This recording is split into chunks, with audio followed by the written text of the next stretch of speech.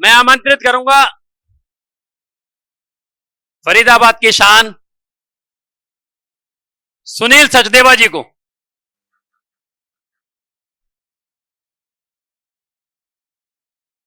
ये अपनी बात की शुरुआत इस अंदाज से करते हैं कि ये पता लगाना मुश्किल है कि ज्योतिष की बात करेंगे या महफिल की बात करेंगे। सुनील जी।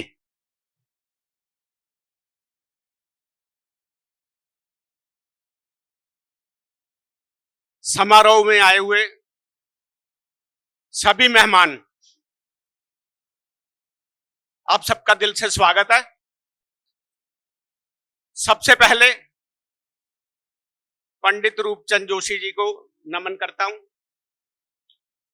उसके बाद लाल किताब के महामहिम श्री कुंवर जी का नमन करता हुआ आभार व्यक्त करता हूं। उसके बाद अखिल भारतीय ज्योतिष संघ के संचालक राजीव शर्मा जी को वंदन करता हूं, नमन करता हूं। और उसके बाद आप सबके दिलों में बसे हुए आप सबके गुरु सिल गुरु दीपक गुप्ता, हर फन में माहिर, हर फन मूला, उनको वंदन करता हूं। इसके साथ ही हमारे मेहमानों में जीरी ज्योतिष क्लब राजेश डागर जी और रेखा डागर जी को वंदन करता हूं और शुभकामनाएं, हार्दिक शुभकामनाएं उनके लिए कि जून में 3, 4, 5 तारीख को उनका प्रोग्राम है। सफलता के उच्चतम शिखर पर पहुंचे और सबके दिलों की शोभा बढ़ाएं। चर्चा पे आते हैं। सूर्य खाना नंबर 4। सूर्य खाना नंबर 4, सूर्य राजा, राज दरबार छोड़कर रानी के पास अपने महल में।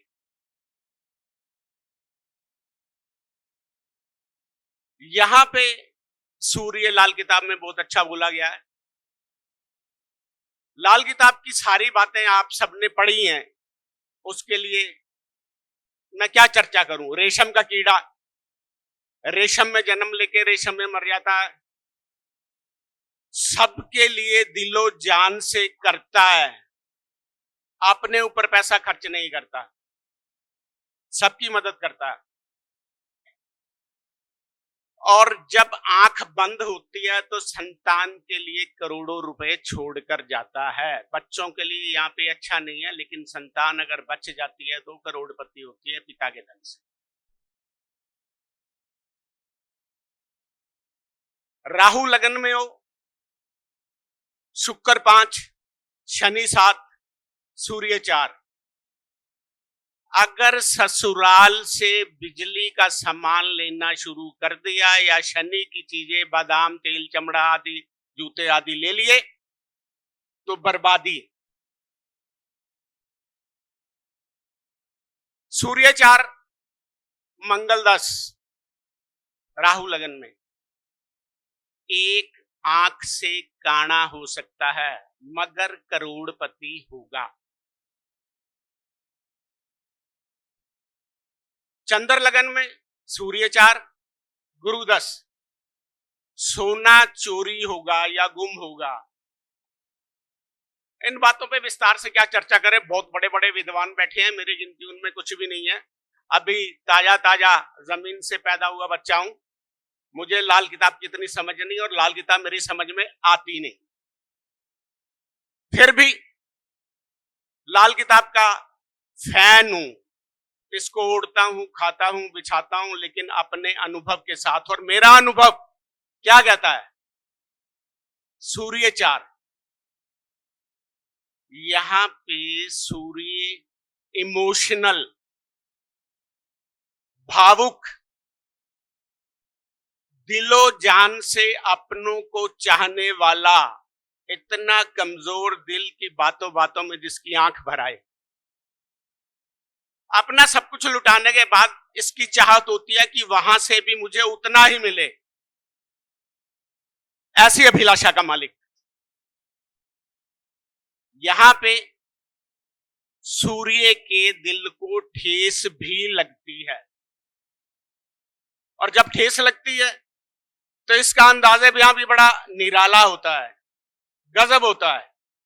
मनाने की कोशिश में क्या कहता है? कहता है तुम्हारा क्या, तुम्हारा क्या, तुम तो अजनबी महलों में जा बैठी। तुम्हारा क्या, तुम तो अजनबी महलों में जा बैठी। तुम्हारी एक झलक पाने को दिल अब भी तरसता है। मेरी मायूस रातों को उदासी सौंपने वाली मेरी आंखों से अब भी देख तू सावन बरसता है।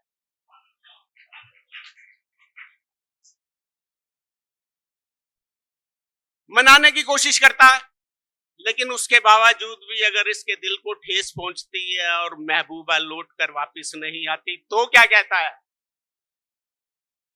कहता है तेरे भी दिल में हुक सी उठे खुदा करे। हुक मतलब टीस, दर्द, पीड़ा। तेरे भी दिल में हुक सी उठे खुदा करे, तू भी हमारी याद में तड़पे खुदा करे। हो जाए तेरे हुस्न की रुसवाइयां तमाम,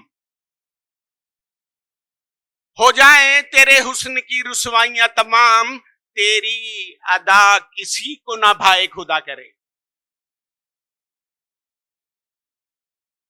हो मेरी तरह तेरा भी दिल करती तबाह,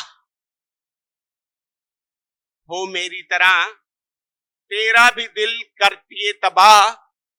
तूफान इतनी जोर से आए खुदा करे, जो कुछ भी जो कुछ भी जो कुछ भी कह गया हूं ज़नूने गलत तमाम, तुझ पे कभी भी आंच ना आए खुदा करे।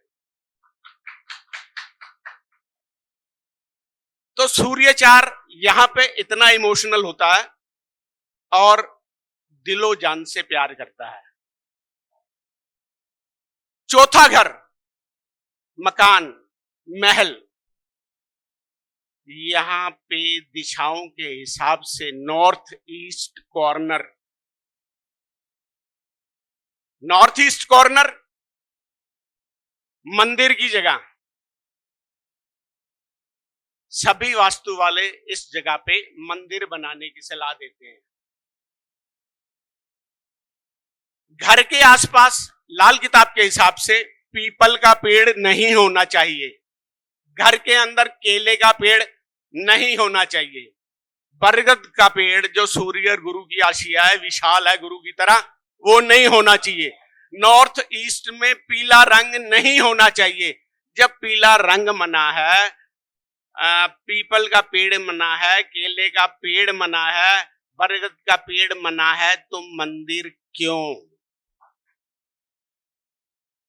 ये बात अपनी समझ से बाहर है। दूसरी बात, खर्च की जगह है ये, बहता पानी। आप जितना खर्च करते जाओगे उतना बढ़ता जाएगा।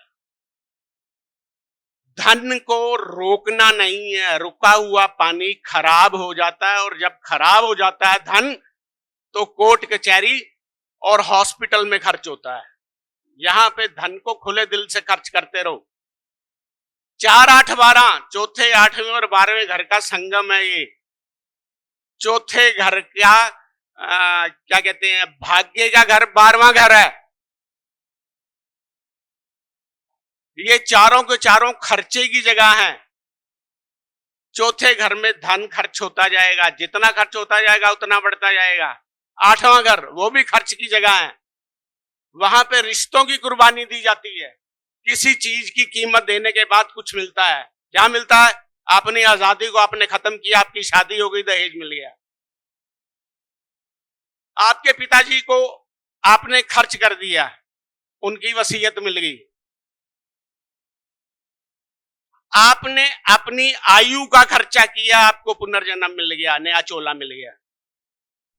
खर्च का घर है ये। 12वां घर खर्च का घर है, व्यापार का घर है। आप अपनी चीज की सबसे पहले हानि करेंगे तो आपको लाभ अर्जित होगा। आप कोई चीज सामान बेचेंगे तो आपको मुनाफा मिलेगा। ये तीनों घर खर्च के हैं। तो जब ये चलते पानी के घर हैं, जब ये खर्चे के घर हैं, तो यहां पे गुरु का स्थायित्व क्यों?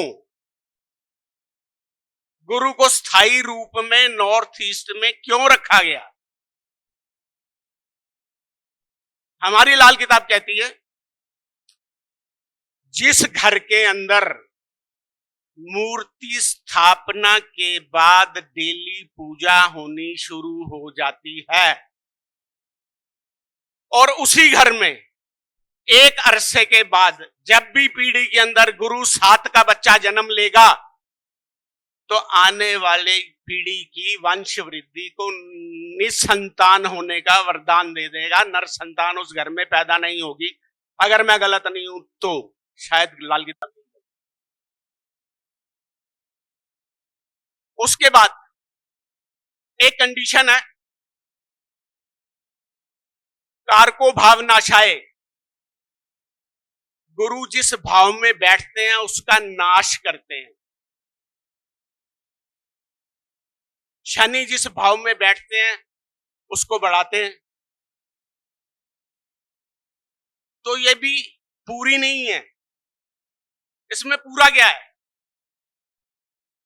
गुरु जब भी शनि की राशियों में बैठेंगे तो उस भाव का नुकसान करेंगे और जहां देखेंगे वहां बढ़ाएंगे। और शनि जब भी गुरु की राशियों में बैठेगा तो उस भाव को बढ़ाएगा। पूरी कंडीशन ये है। और फिर इससे आगे चलते हैं। गुरु को आपने मकान में जगह दे दी, सूर्य चौथे घर में, चंद्रमा की तासीर असर उस घर में जाएगा, यहां शनि बैठा होगा। तो मकान क्या है? शनि। शनि के घर में तो गुरु ठीक नहीं है। तो क्यों मंदिर की जगह दी गई नॉर्थ ईस्ट में? मुझे आज तक कोई वास्तु वाला समझा नहीं पाया। सबसे बड़ा ग्रह है बुध। लाल किताब कहती है घर के अंदर तुलसी लगाओ ना।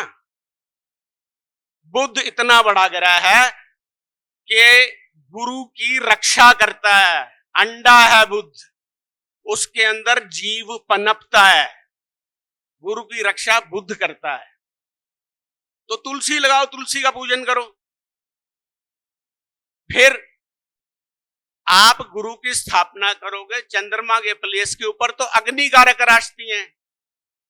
अग्निकारक राशि धन को जलाएगी। क्यों नहीं 2, 6, 10 में स्थायी पृथ्वी तत्व चले जाते हैं आप मंदिर बनाने के लिए। इससे आगे चलते हैं। चौथे घर में सूर्य, मंगल, गुरु और सूर्य की कुर्बानी का बकरा केतु। घर में मंदिर बनाया, सुबह जाके माथा टेका, 2 रुपए, 10 रुपए, 5 रुपए माथा टेका, चंद्रमा का नुकसान। गुरु देखे केतु को, चंद्र खराब। केतु देखे गुरु को, गुरु खराब। तो घर में मंदिर क्यों?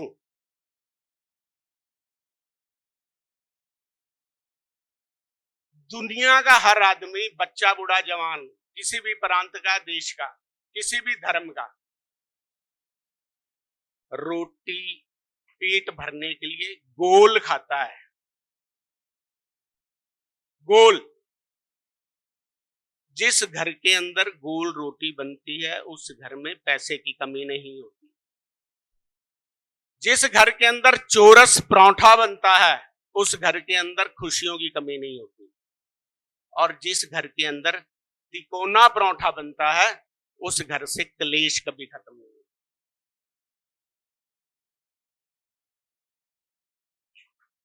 देखो, मंदिर में गुरु की स्थापना क्यों की गई? मंदिर केतु की जगह है। मंदिर की बनावट ऐसे होती है, घर की बनावट ऐसे नहीं होती। मंदिर एक सार्वजनिक स्थल है जहां पे दुनिया का किसी भी कौम का, किसी भी धर्म का, काला लंबा छोटा पतला मोटा अमीर गरीब आदमी जाके अपने दुखड़े रो सकता है, प्रार्थना कर सकता है, भगवान उसकी सुनता है। घर के अंदर आपका प्राइवेट प्लेस है, वहां पे कोई आके पूजा नहीं कर सकता, और आपने अपने दुखड़े वहीं पे रोक दिए, नेगेटिविटी अब्जॉर्ब हुई नहीं क्योंकि तिकोना है नहीं, तो आपके घर की नेगेटिव एनर्जी आपके अपने घर में विराजमान। तो ये मेरा अनुभव कहता है, आपने मानना नहीं मानना ये आप पे डिपेंड करता है। एक प्रचलन है आज घर के अंदर मंदिर बनाने का, आज से 60 साल पहले 50 साल पहले शौचालय और मंदिर दोनों घर से बाहर होते थे। हमारे बुजुर्ग पागल तो नहीं थे, बेवकूफ तो नहीं थे। कलयुग ने अपना आधार बनाना था, बना दिया। हमारी समझ में नहीं आता, ना समझो। इसके बाद मैं आपसे यही दरखास्त करूंगा कि अगर समझ आए तो घर में मंदिर की स्थापना ना करें। वक्ताओं की लिस्ट बहुत लंबी है, मैं मुखारविंद को आराम देने से पहले, अगर मेरे मुंह से निकली हुई बातों ने आपके दिल के दरवाजे पे दस्तक दी है तो जोरदार तालियों से मेरी हौसला अफजाई करें। और आपकी तालियों पे दो बात धन्यवाद। ना फूलों से, ना फूलों से, ना कलियों से, ना ही डाली से आती है। ना फूलों से, ना कलियों से, ना ही डाली से आती है। जो खुशबू मां के हाथों से बनी थाली में आती है, जो एक आवाज आती है, जो एक आवाज आती है किसी मंदिर की घंटी से, वही आवाज मुझको आपकी ताली में आती है। मंच छोड़ने से पहले दीपक गुप्ता जी और उनकी टीम, राजेश जी, महेंद्र जी, जो सोशल मीडिया पे हमें इंट्रोड्यूस करेंगे, उनका दिल से वंदन करता हुआ, कुछ गलत बात कही हो उसके लिए माफी मांगता हुआ, मुखारविंद को आराम देता हूं और आपसे इजाजत मांगता हूं। शुक्रिया।